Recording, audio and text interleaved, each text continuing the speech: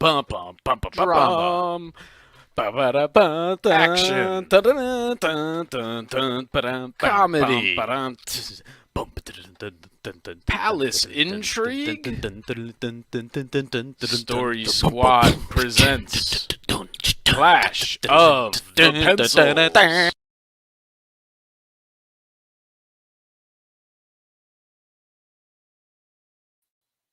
Holy cow. Call me Frazzle Dazzle because I am frazzled right now. I don't have my script, but hey, that doesn't matter. Happy New Year, everyone. We've got a great Clash of the Pencils live stream for you tonight.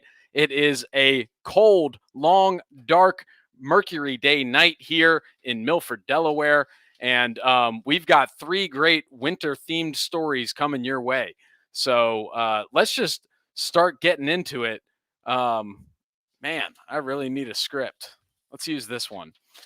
We're going back to the old copy, folks. Never felt so good to be in 2022. Welcome back to the Clash of Pencils nightly live stream, the most watched creative writing esport league live stream in the history of the internet. I am your host, Tom Sherman. We're here as we are every weeknight to review the top 3 Clash of the Pencils submissions from around the net, get the latest scores, see who's atop the leaderboard, and of course, check the top 5 sentences of the night. So a quick reminder for all the folks out there, how to play Clash of the Pencils. Basically, every night at the end of this live stream, we will reveal the next day's prompt. Then all you have to do is grab a piece of paper and a pen or a pencil and handwrite a quick 1-page story in response. Then you snap a picture and upload it, and boom, you're in the game. Every day, we field anywhere between 0s and 10s of submissions, which then get run through a high-tech data science algorithm known as Storybot 3000, who uses, among other things, magic mined from the inner cores of planets throughout the solar system to analyze every story for character, plot, and setting. After that, we take Storybot's top 3 picks and let you, the public, pick each night's winner. And besides, of course, fame and glory, this is what they win. One of these, an IOU NFT. This is an exclusive 1 out of 10,000 NFT that's actually an IOU for a future NFT from an upcoming drop from Story Squad. And trust me, the reason we're a little late tonight is because we were in a meeting just now backstage going over the potentials of these NFTs, and it is absolutely insane. So just watch this video and know it doesn't even scratch the surface. It's just, think of NFTs like keys to the future. Right now, as humans, we interact with businesses and organizations much like ants might their queen, slaving away day in and day out for resources to give to the queen so that she may survive. NFTs turn this one-directional relationship into a community partnership. Owning NFTs of organizations will allow those owners special perks like early access to future products, exclusive content behind paywalls, and access to the inner community. Not only that, but NFTs are transferable, allowing owners to sell at a premium, which in turn appreciate all other NFTs held by community members. So NFTs are part art, part online identity, part admission to a virtual country club, part crypto speculation, part generational wealth, and all real, baby. All right, plugging in some Ethernet here because looks like my internet's a little choppy. But speaking of choppy, I'm bringing in our guest host. That just got even choppier. Jeez, it's tough out here. Let me sizer.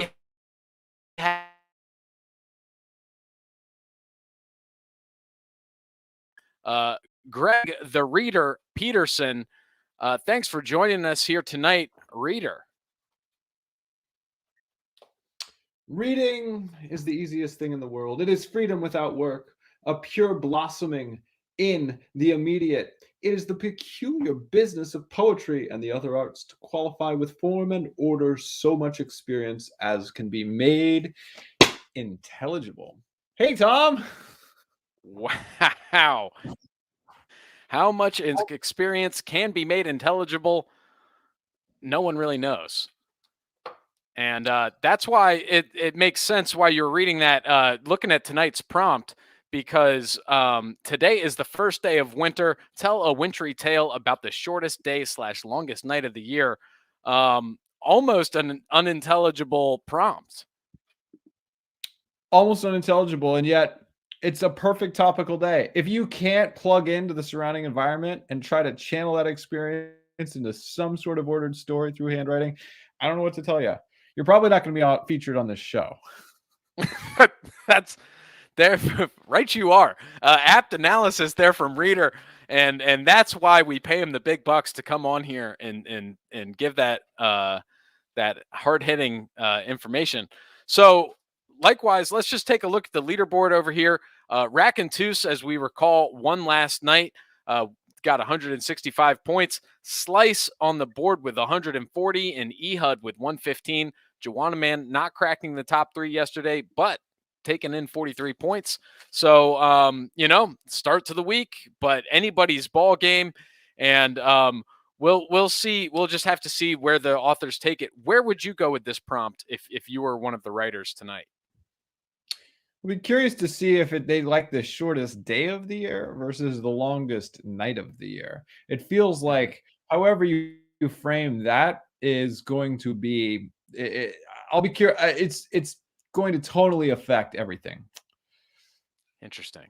That makes sense. Whether you go for the short day or the long night. Only one way to find out where these authors go, and that's for me to click one of these buttons. So. Let's see. On the first night of winter here in 2022, we are going to start with Rack and Toos. From inside. My cabin is small, protective. I can see every shadow, hear every creak. Shadows cast by firelight, creaks from the house settling. There's nowhere to run, baby, nowhere to hide. I'm holed up here as winter whooshes in, escaping my fate or running to meet it. I don't know how it got to this, or maybe I do. The signs were all there. Each flip of the Gregorian calendar page brought me a step closer to this day, the end of a season, or the beginning of a new one. Winter is the hardest season. It straddles 2 years every year. Maybe that's why it seems so long. Or is it the nights that are long? My musings make them longer, and by extension make the winter longer. Into the long night the shadows play more fiercely on the walls. Do they enjoy the night, or wish for a short day to return? The 21st of December is nothing like the 21st of September. Do you remember? Even the shadows boogie along to that tune as I throw another log on the fire. It's late now, or maybe it's early. When does the season officially change? Dinner time? Midnight? Sunrise? Do you go to bed in one season and wake up in the next? What happens if you don't go to sleep at all? Remember how we used to stay up to try to catch Santa? We never did, though. Maybe I'll just rest my eyes for a second. From outside, I peek through the window at the bearded man in the little wooden house. Was he pondering his fate as I pondered his? The new season calls for a sacrifice. It is the only way to bring the dawn of a new day, a new season, a new year. Those shadows, they cast protective signs. I'll continue my search. After all, I have all night. So a narrator inside a cozy cabin consorts with a crackling blaze, musing with the shadows about the illogical aspects of the Gregorian calendar and the finer points of liminal spaces, ends and beginnings, questioning all that is and was, as a dark force watches from outside, but kept at bay by the crackling of the fire. This was an interesting meditation. It felt kind of like a meta commentary on the nature of writing, the nature of the calendar. It had a lot of setting for me. The character, I don't have a lot of particulars to ground the character on, and there was almost no plot. The one piece of plot where it's like the new season calls for a sacrifice. I was like, here we go. Okay. Mhm, But mhm. it seems like a gesture towards something. It was a sort of a really intense first person narration on the changing of the seasons. It almost felt poetic rather than sort of story. What did you think of this? I enjoyed it. So I mean we've seen this from Rack and Tooth before, where they kind of have two stories in one, and so that's where I took this, where the beginning of this narrator inside a house, all warm and cozy, having these, being able to have these like waxing philosophical moments as you watch the fire. Um, and then the outside, this you know this I don't know if it was a creature, I don't know if it was a person or just a force in general. I actually thought that was a bit of a good plot device, as far as it left me on edge. Where now, instead of just being like someone thinking about these things safe and sound, there is that element of danger out there, that's maybe not this house, but it's going on to the next one, and it's going on until it finds somebody that hasn't. I was actually curious if the character knew about this sort of sacrifice, because of the you can run but you can't hide, and was I, there's sort of like a meditation of like, am I safe here in this cabin? But I don't know. It was very interesting. Got to give it that. And I love Rock and Tooth is never scared to sort of do that sort of, framed it like from inside and then from outside, and just kind of shake up the styles a bit. So it was a good read. All right.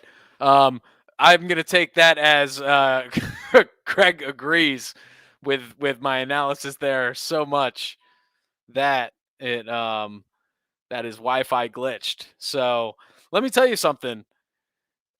Jeff Bezos is out there, and he's not happy. He's not happy with Greg and I for putting on this high quality content day in and day out, because he's worried. And that's all I have to say about that. Moving right along. I mean, that's live TV. Am I right? Let's take a gander here at the next story of the night, coming in from Ehud. What is it about sunlight that makes humans so prone to coordinating movement? Are we no better than plants? Boomed the boss to a silent warehouse full of workers, shoulder to shoulder like the terracotta army. He continued, I've known for years everyone has been short-timing their shifts each winter. Yes, there are blizzards and ice storms we can't work around yet, but even on nice days, I've noticed you come in at sunrise and leave at sunset, but we barely accomplish half the work we do in summer. Grumbles passed through the crowd like an unforeseen squall of lake effect snow. It was well known to the drones that they worked less productively in winter, but Boss had no way to prove it. Plus, summer days always stretched into the horizon. Well, now, thanks to the hard work of our HR department, in collaboration with R&D, have produced a new invention that definitely proves you've been working shorter days. We call it the Company Leveraging of Calendars and Nights, or CLOCK for short. Now, you don't have to observe this shoddy system of nature to guess when to end your day. Likewise, we've tallied back hours all employees owe depending on their starting dates. In the spirit of the season, we will let you pick to either work it off for free or pay us back. Your choice. All right, so a boss complains that the workers have been short-timing him during winter for all these years, before revealing a new productivity device known as the clock will be implemented in order to make sure that everyone's putting in their full 8 hours, and then says that the workers have a choice. They can either make up the work for free, or pay the money back, but time is money, and no one's getting any free time. That is an interesting story, thinking about how were there historical. I glitched out and was able to join for most of the end of that. Were there historical coordinates put on the timing there? Do we know what era this was, or is it vague? It's pretty vague. Just like a boss in a warehouse with workers. Not a lot of. It seemed possibly pre-clock, because the workers, they did know that they were shortchanging the boss by coming in at sunrise and leaving at sunset. But they, there was no way to prove it. So it seemed almost like one of those historical fictions, like a 1920s, like they hadn't had clocks yet or something. Right, with like the steam whistle gets yeah. put on the wall to go with this clock. I loved the fact that it is thinking about, there's this seasonal rhythm, and we're at the low point in which work is slow. This is hibernation season. This is, the earth isn't calling us to attend to crops or bringing forth some sort of bounty in order to harvest. This is the like grin and bear it and keep alive at all costs moment.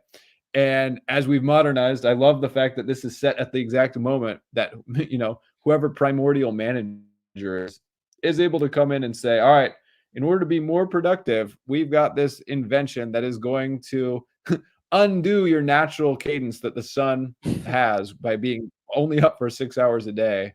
And here's a clock, and you're going to stop shortchanging me. It's really quite, it's a significant story. Thinking about how, what is this?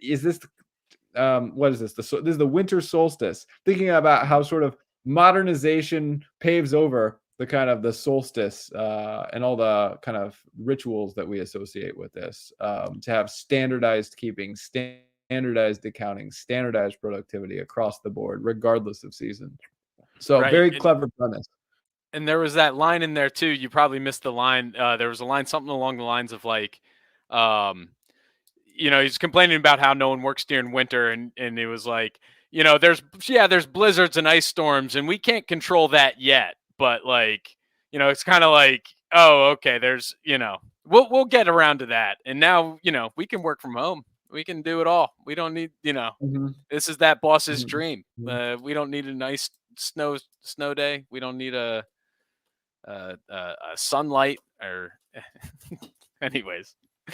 It was another good shot. I think some more setting would have been great though. That was a good point where like it was vague. It was very vague, but if it was just a couple more words here, a couple more adjectives there, to just paint those details in crisp enough to really know, that could have put it over the top there. And some of the boss's instructions felt like sort of an email blast that we get about, having a little bit more personality to that, or customizing that into a form, could have built the world a little bit more.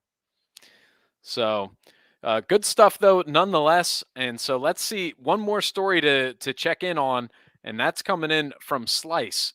So here's Slice's story about the winter solstice. For over a decade, Akash and Beth had been shackled underground, bodies built by cheese, dough, toppings, and daily hours of hard labor, their skin slick and reddened from residual pizza grease. Hope dashed faster than oregano after the liberation from the Krongelites. The pirate horde evaporated planetary trade with Pizzalopolis, essentially stranding the children working on the planet with no way or belief of returning home. The workers called themselves peelers, and most had forgotten earthen times and customs. They wondered if the Krongelites had intended to leave them here alone to die. Some thought they'd be right back with napkins and medical help. But it's been over a slice. The planet stiffened without wood or coal fires. The springy, stretchy surface now crackled with each step over blades of dewy mozzarella. Bitter winds swirled between Stromboli huddles of peelers. They took turns laying underneath each other, desperately gasping for air, colder than Ilios. Akash was 7 when he left Earth with his sister. He felt that weight every day. So while all the other peelers prayed for pirates or new trade lines, he walked the crust, hunting his memory for a spark. Something to save his sister and the other peelers. Some repentance for his childhood greed. He found himself adrift one morning, far from the others in the breadstick forest, when a gust raised several branches, nearly crushing him like a red pepper. That kick of adrenaline hit a note. He remembered the Cub Scouts and how to start a fire. He picked up the breadsticks and sprinted back to the camp. He ordered others to find basil, parsley, thyme, and any herb they could find and dump them at his feet. He began rubbing 2 breadsticks together on the herb pile. During the hours he rubbed the sticks for friction, others gathered grease. Then, just as the sun disappeared again, a spark caught some herbs and a fire was born. They made torches and shared the light and heat. They were alive again. Okay, Aka and Beth, last seen in the mines of planet Pizzalopolis, making those miniature plastic tables for the center of pizzas under the crust, are now, a decade later, left alone on the planet with other workers after the pirates that were running the operations have abandoned ship, and now they're stranded in an ice-cold leftover pizza. Aka feels guilty about the predicament that he's brought his sister into and starts searching for a solution to help. And through some fortunate circumstances, remembers the process of fire and then plays Prometheus for all of the peelers, staving off what seems like a very cold winter on planet Pizzalopolis. Yeah, this is quite the sequel. It feels like we go from technological wizardry and this sort of stowaway aboard the pirate horde of trying to get pizza ingredients delivered back at that incredible speed, and now we're back to square one. We are back to trying to discover fire and stay alive on this cheesy surface. This was a cool. The world really got brought to life in the struggle. A lot of these survival tales is a struggle against environment. You know, the bad guy is kind of the environment that brings all the tension. And here we get all the planet stiffened without wood or coal fires. We get that early that they're hungry.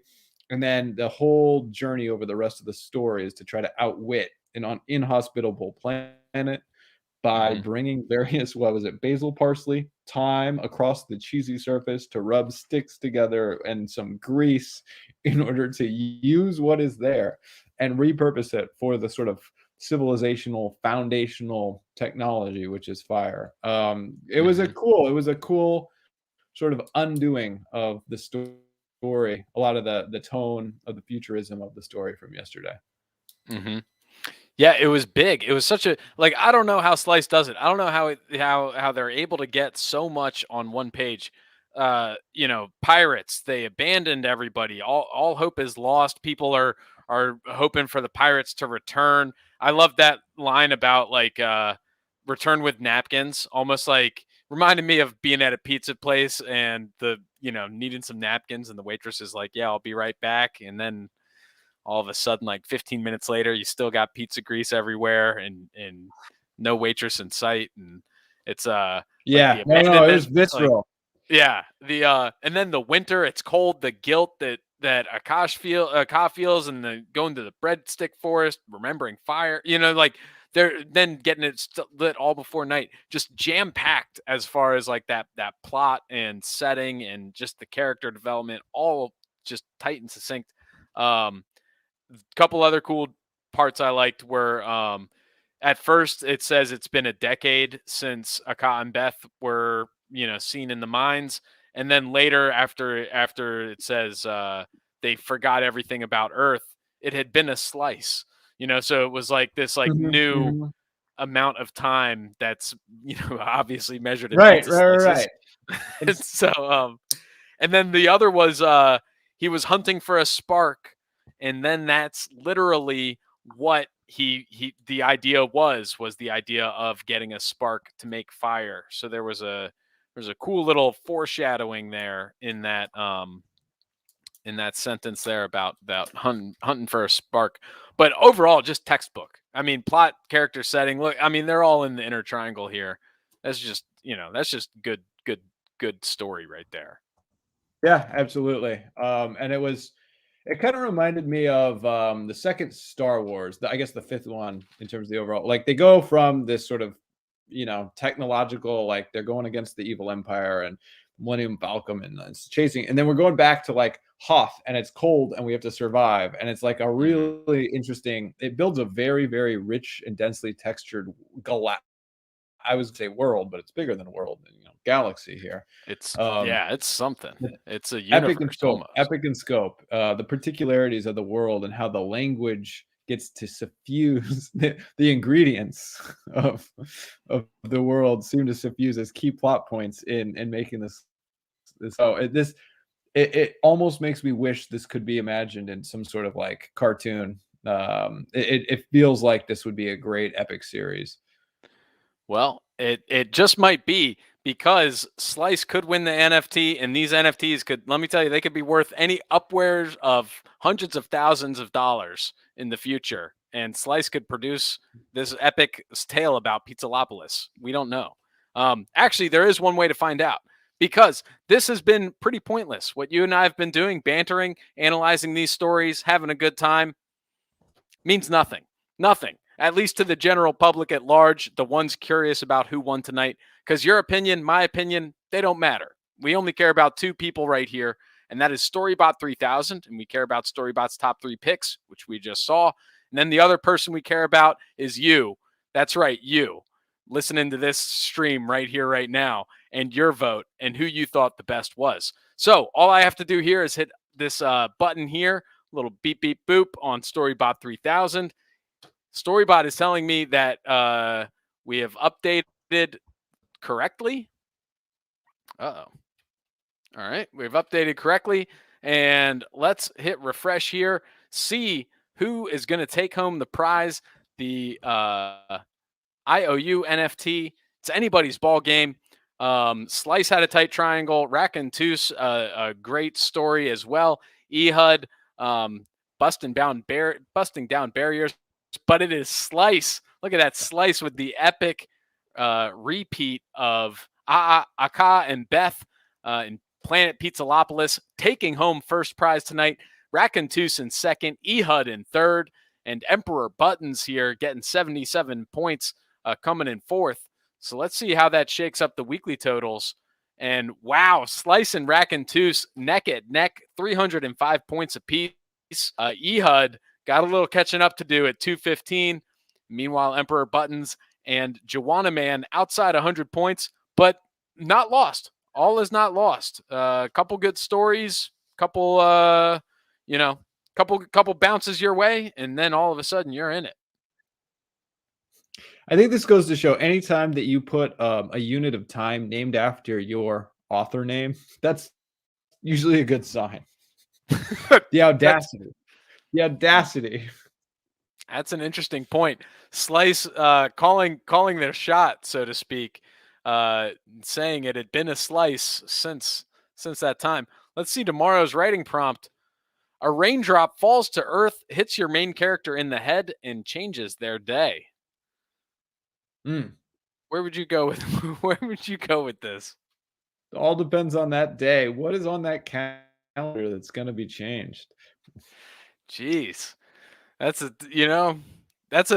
big raindrop if that's going to change your day. So looks like we've got a bit of setting. I mean, not really. It could be anywhere that a raindrop falls. We've got a character, and we've got a day. So I don't know. I guess the plot here is how that raindrop really affects.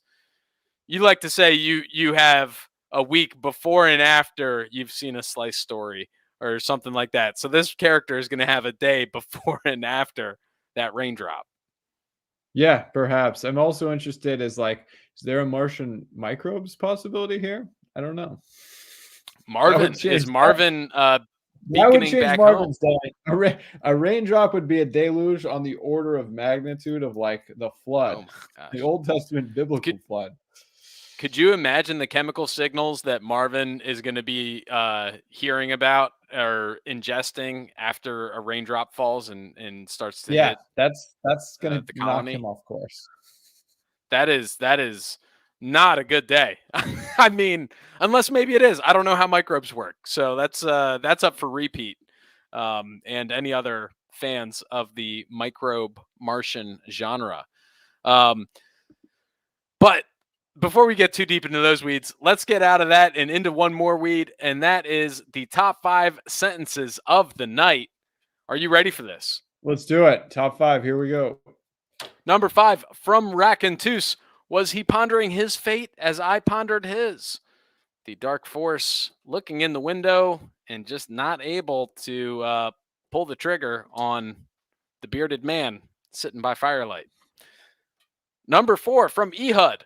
Well, now, thanks to the hard work of our HR department in collaboration with R&D, we've produced a new invention that definitely proves you've been working shorter days. We call it the company leveraging of calendars and nights, or the clock. That's Clever. I like this part with the nights with the K. The K and nights. Yeah, no, that gotta get that. Gotta be accurate. Number 3, from Slice. So while all the other peelers prayed for pirates or new trade lines, he walked the crust, hunting his memory for a spark. The moment that changes the fate of Aka and Beth and possibly the peelers. Who knows? Who knows what the third in that epic series could be? The raindrop, the grease droplet hits Aka on the face. You know what I mean? Who knows what's going to happen tomorrow on Planet I'm Pizza? interested in new trade lines. Like, how competitive are these supply chains? Planet Pizza. Well, right? When you can go 600 billion miles a minute or whatever. It's number 2, from Racontus. My musings make them longer, and by extension, make the winter longer. Into the long night, the shadows play more fiercely on the walls. Just a man lost in thought in winter night. Yeah, that was a extended meditation from Racontus tonight. Might be what the solstice is all about, taking stock, thinking about the next upcoming season, gearing down into our winter's hibernation. Indeed. But number 1, from Emperor Buttons. Then there was the worst snow blizzard of all time. Even when the hominids were alive, there was nothing that bad. Apollo said, "We won't be able to fix the sleigh!" Yeah, the volume of exclamation points is pretty extraordinary. Really makes the sentence. The sleigh is in trouble. The sleigh is in trouble, and Apollo realizes that and signifies it. There is definitely a problem with the sleigh, and it seems like they won't be able to fix it. I mean, there's panic. Even when the hominids, by the way, even when those hominids were alive, nothing was this bad. Nothing was this bad. There's a lot of interesting questions. Why you need so many exclamation points? You gotta represent that this was truly a geologically atypical event, like on a huge time scale. Exactly. I mean, that's at least 20. I don't know. I can't even, you know what I mean? But that is a sentence right there. Emperor Buttons is going to make moves. Emperor Buttons is definitely willing to make moves in those sentences. Yeah. We got to keep an eye on Emperor Buttons. I mean, you're not putting out high quality content like that and not making moves here in Clash of the Pencils. That's a fact. So, wow, great night again from all of our authors. We appreciate you submitting, and we appreciate you watching the live stream as well. And so that's about it, though. That wraps up another night. Join us back here tomorrow at the same time, same place, and for another epic battle of tales. And until next time, we will see you out on the paper. If you want to play Clash of the Pencils and win some NFTs, Don't worry, it's easy. All you gotta do, grab a notebook, grab a pen, go to clash.storysquad.app in your internet browser, check out today's writing prompt, and then write a story.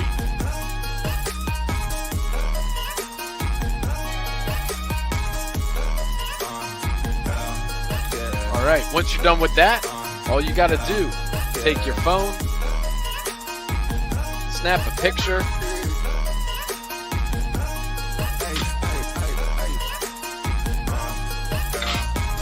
and then upload.